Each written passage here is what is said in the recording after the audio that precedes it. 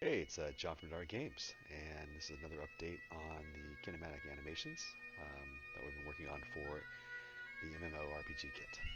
So I'm going to show off some of the latest stuff I've done. You can kind of see up there in the tree a barbarian girl. And we've added in some more of the traversal. So system will automatically detect obstacles and play the appropriate animation. So that's a mantle 2 meters high. This would be a mantle at 1 meter high.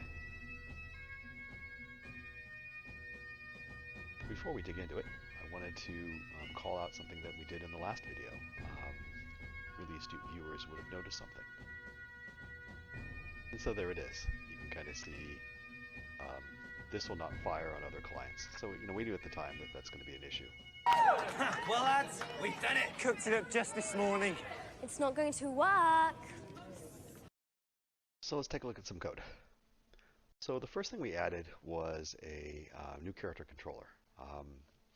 We previously were using the shooter player character controller, and we're going to extend that with a partial, something I'm calling the kinematic player character controller. Of course, inheriting everything from a shooter, and then adding in some of this other stuff. Some of the settings that we previously had in the character entity have been moved over here. Things related to detecting, the actions you want to take. And then almost all of the logic that was in previously the player character entity has been moved over here. So this is where, again, previously we were looking at, forward movement and determining what they were doing and all the rest. That's all been moved inside of this character controller. Now, ultimately, what's going to happen is, we want to trigger off an RPC. So this is the first time I've been playing with that, with the MMO kit at least. And we can see, rather than do anything here, all we're doing is declaring that one of these actions is going to take place. So you can see there's run stop and jump stop and sprint stop and that sort of thing. And then if I scroll down here, you can see ultimately we're calling server kinematic action with the action we want to take. So this required us to create another file. That's in the partial for the base player character entity here. So this is the function that we're calling. And we're passing it in the kinematic action we want to play. That in turn is calling an RPC for a function on every client to call all play kinematic animation, which you can see the virtual up here. That then gets re-implemented in the player character entity, which, if we saw it last time, had a lot of logic in it. And right now, all it does is respond to that server RPC. So when it receives it, it's overridden that the stub function earlier, and now it's going to do the things. So it's going to play the impact, and then it's going to tell the character animator to play a particular animation.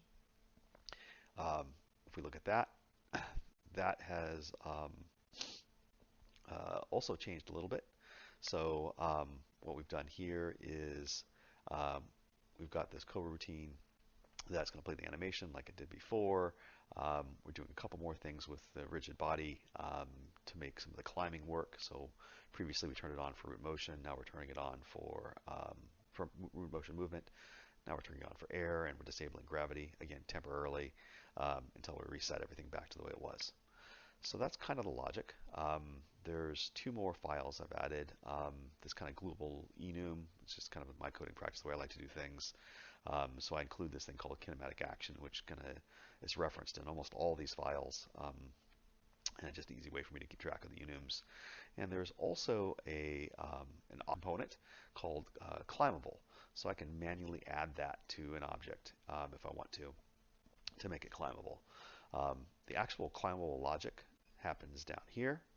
So if they are not running and they're not doing one of these fancy stops, then we're going to fire off a coroutine to check for obstacles here.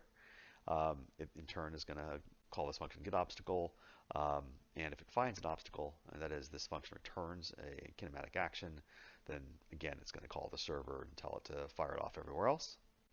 The getObstacle has got basically two modes.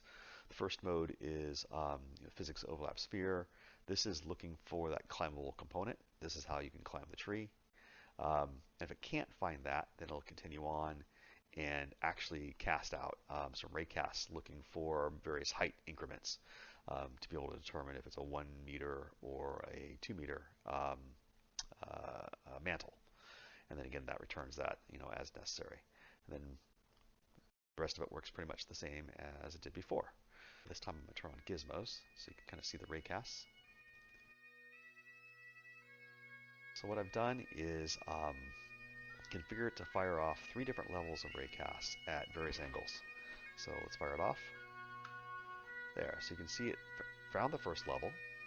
It didn't find the second level, it didn't find the third level. So if it only found the first level, it knows by definition it's got to be 1 meter high. And this will now work with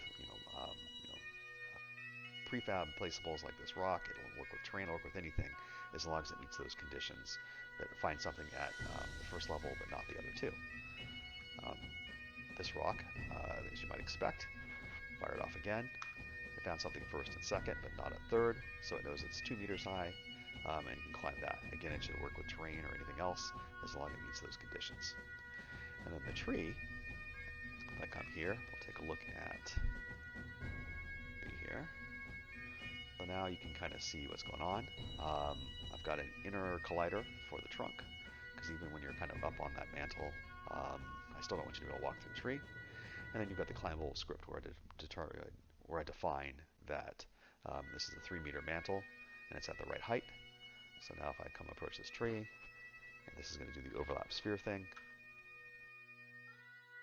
Missed it. That one's a little bit of work, I suppose, or it's just a little more skill.